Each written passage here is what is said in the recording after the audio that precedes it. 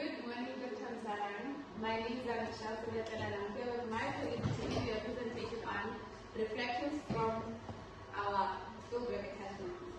First of all, I would like to give you an explanation on reflection practice. According to Fook and Gardner, they say it means consistently using reflection, of which it means turning a subject over in the mind and giving it serious and consecutive consideration. And we using these reflections to guide your behavior, decision making, and to enhance your professional growth or development. Moving on, the purpose is to critically reflect on and analyze the learning experiences that we gained during our fieldwork attachments. Below are the guiding questions, and I'll be taking you through the first one, which is how do agencies construct clients' needs. But before that, all our group members were attached or placed at different councils under the Department of Social and Community Development. Below, they are on the council who are present. Yes. Constructing the client's needs.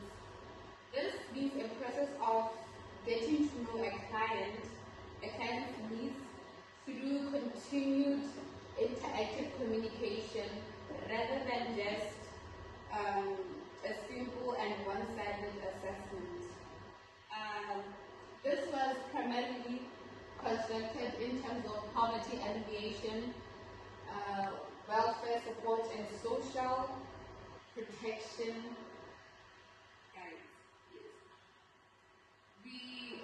In our attachment places, there were policies that we used we were guided by policies, and they include the National Policy on Destitute Persons of 2002, the National Youth Policy of 2010, the Children's Act, and Adoption Act, and others. I will hand over to my colleagues who will continue on the rest of the objectives. Good morning, Dr. Ansara. My name is Patience Koloka, and I'm going to answer the question that says, how did the agency shape our roles as social workers in different district councils? I'm going to start with Lokoni District Council. During attachment, I was expected to facilitate community development projects, integrate cultural norms into interventions, and strengthen partnership with NGOs and traditional leaders such as COS. Secondly, at Gani District Council, we engaged in advocacy, ensuring that vulnerable clients' voices reached service providers. Vulnerable clients remain the destitute, the orphans, old men, and women.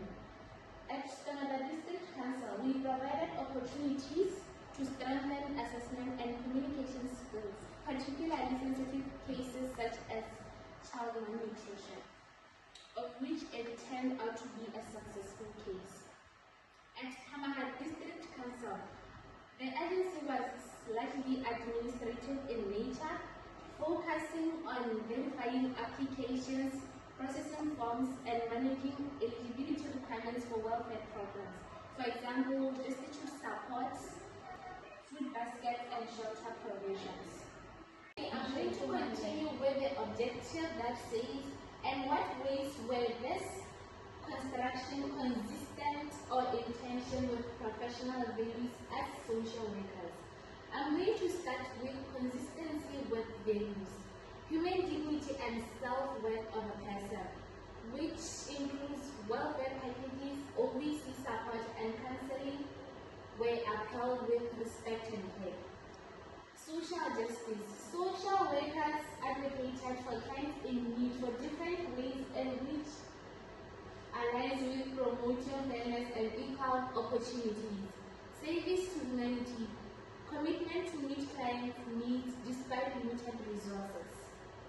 We have tension with values. confidentiality. Sometimes confidentiality was breached when cases were discussed with some office employees. For example, the SNCD offices in Lobatse were attached to other offices like the Economics Office and Social Welfare Offices.